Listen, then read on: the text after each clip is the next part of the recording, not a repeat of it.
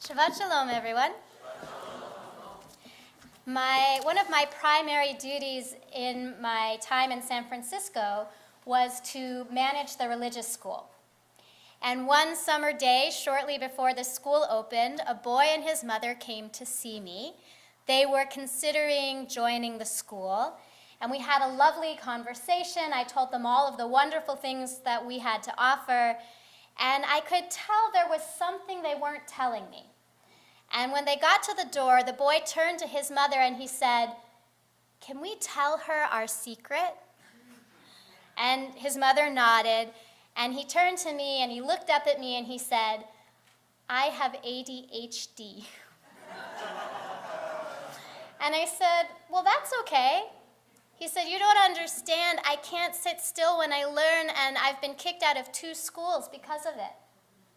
And I said, "Well, that's not going to happen here, because I think that it's important that everyone have a Jewish education, and maybe it won't be as easy for you, but we'll work together. We'll help each other, okay?" You see, the previous summer I had arrived at the job, and I wanted to meet all of the families in the school before things got started. So I had one-on-one meetings with every family, and I started to see a pattern.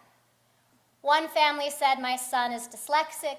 Another family said, "My daughter has Asperger's." And then there were many families who they didn't offer a specific diagnosis, but they would say things like, "He's never been able to pick up Hebrew," or "She just seems to be behind in her peers and her social behaviors. She just has a hard time in the classroom." So it occurred to me that we needed to do something about this, and I approached the education committee and said, "I think we need to hire a teacher who has expertise in learning differences." And a lot of the committee members were on board, but not all of them. So one woman said, "Well, isn't that going to cost us a lot of money?" So I took off my educator's hat, because I wanted everyone's buy-in, and I put on my politician's hat. And I said, "Well, we haven't finished our hiring for the summer, so we still have room in our budget for this." And another woman said, "Well, we can't really be all things to all people, and I'm worried that people might leave the school if it becomes apparent that we're just trying to accommodate everyone." To which I responded, "Well, it might attract some people to our school if we get a reputation for being inclusive and supportive of our students' needs." And I think my all-time favorite comment was, "But how is this going to help my child, because my child's normal?" To which I responded, "Well, often classroom management becomes a problem when a child's needs aren't being met, and when we are able to fully support children in their learning, that can alleviate all of the classroom management problems, and you get a room full of kids who are learning." So we did hire this teacher, and what was interesting is many of the families who had children who needed support in their learning said, "Great, thank you." But a few of them said, "I don't want my child to receive those services." Now that surprised me. I wasn't surprised by some of the resistance from the committee, but when I asked the families why, they said, "In secular school, my child is stigmatized. My child is separated. My child has to struggle all day long. I have to advocate. I just want one space in my child's life where they're just like everyone else." And it made me feel sad because it helped me understand the profundity of their struggle. It really gave me some insight that this was not an easy life. Now, the wonderful thing about being a synagogue is that we have the opportunity to be a sanctuary for people who need to be included. And I'm very pleased to tell you that thank you to the hard work of Zelony Lovett and her committee, we are one of 16 synagogues in North America who have been selected to participate in USCJ's Ruderman Inclusion Committees of Action. USCJ is the umbrella organization of all the conservative synagogues, and the Ruderman Foundation is an organization dedicated to helping Jewish organizations become more inclusive of those with disabilities. So over the course of the next year, Zelony and members from the other 16 synagogues will be meeting in person and through Skype, and we'll be putting together strategic plans about how our community can become more warm and inclusive than we already are. In this week's Torah portion, it seems at first glance that we're seeing a story of exclusion. We read about the high priest.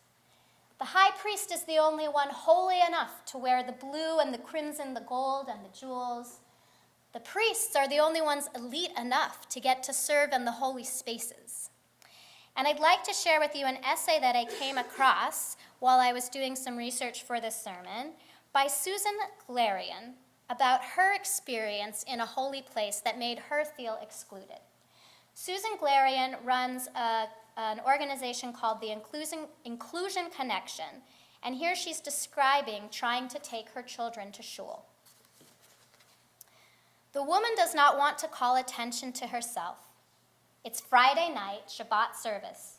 Another week of screaming tantrums are over, and she's looking for a break. As she silently prays, one of her sons rocks back and forth. Quiet pauses between verses become filled with the thumps of a small back rhythmically hitting a chair. A stranger angrily mouths, "Quiet," to the young mother. The woman moves to the back of the sanctuary, taking her 2 young children with her, and stands and prays. The same son twirls around. Another congregant asks her to leave. But there are things that the congregation doesn't know. The young single mom has 2 children with autism. She's come here for community and for support, for 5 minutes of conversation during an oneg. There are other things they don't know. They don't know her or her children.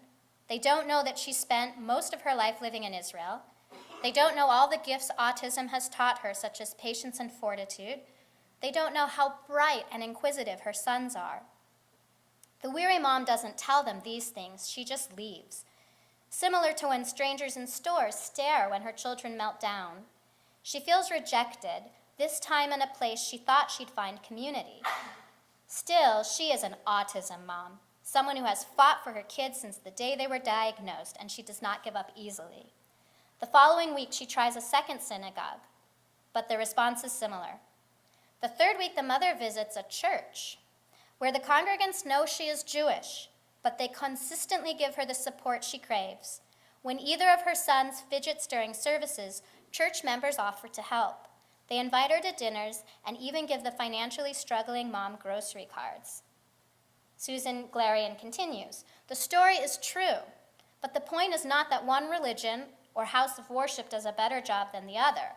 As a lay leader in Jewish inclusion, I talk a lot with parents and have attended leadership institutes and Jewish disability meetings where the lack of inclusion is often discussed. Nationwide, those with disabilities and their families often feel left out of their Jewish communities.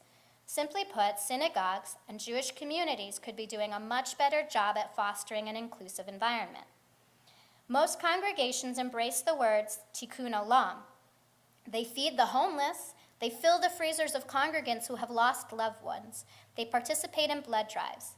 Yet they often have no contact with families who spend their days trying to find the best therapies for their children, and their nights worrying what will happen to their adult children after they can no longer care for them. Some of these parents care for adult children who cannot toilet independently or who have feeding tubes and oxygen. Many have spent their retirement accounts on therapies. Often their spirits are weary from the physical and emotional needs of extra caretaking and from fending off insensitive comments from a world that blames the action of all children on their parents. These parents would love a tender word, a warm meal brought to their home, and ways for themselves and their loved ones to participate in Jewish life. Inclusion is not about expensive equipment or programs. It's about awareness and acceptance. It's not about tolerance, it's about embracing these families. There's no way the synagogue congregants could have known the woman's story without her telling it. But no one knows a person's story the first time they meet. Inclusion starts with asking, how can I help? I think that's always the essential question whenever anyone walks into the synagogue. Hi, it's nice to meet you. What do you need? How can I help? And it turns out that the priests, who at first glance seem so exclusive in their beautiful clothing, performing their specific tasks, actually are very inclusive, because God has made some specific commandments about the clothing to include all of Israel. The priests wore a kind of apron, and it fastened at the shoulder with 2 gold clasps, And on one clasp were 6 names of the tribes, and on the other clasp were the other 6 names. So that meant that every time the priest was performing his functions, he was supposed to keep in mind everyone in Israel.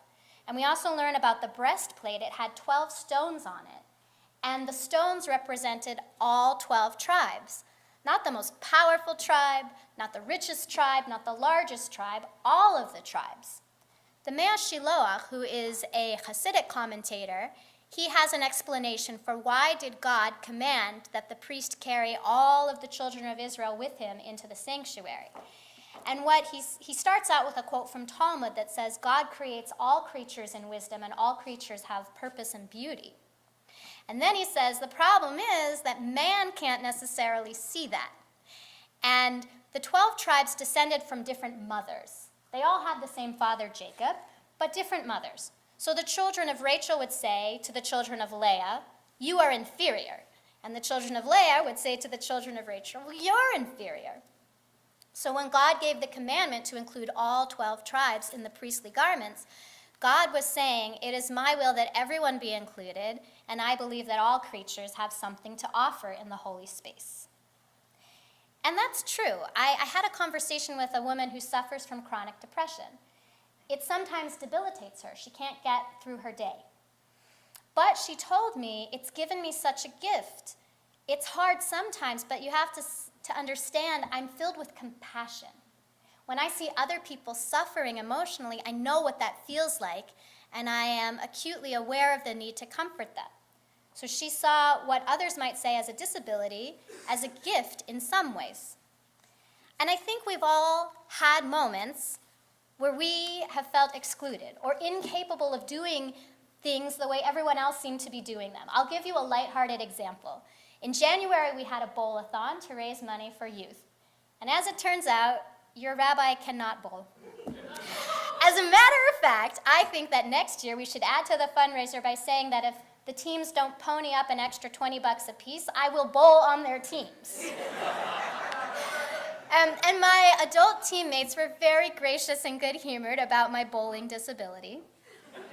But my beautiful 4-year-old son, not maliciously, he just couldn't understand why I couldn't knock down the pins, to the point where he was leading me by the hand to the beginning of the lane and pointing at the arrow in the middle.